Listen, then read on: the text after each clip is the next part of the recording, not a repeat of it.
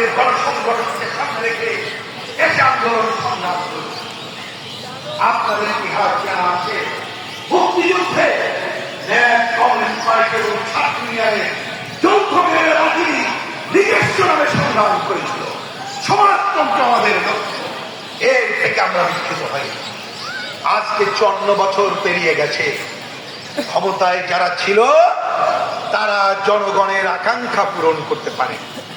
আমরা কমিউনিস্টরা এই কথা জনগণের কাছে কেন পারেনি, এটা বলতে যেটা বলেছি আমার ধারণা হয়তো ভালোভাবে বোঝাতে পারে।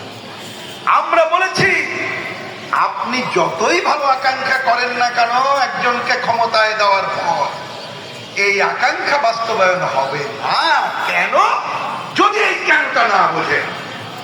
আমরা খুব সাধারণ করে বলি যে আপনি একটা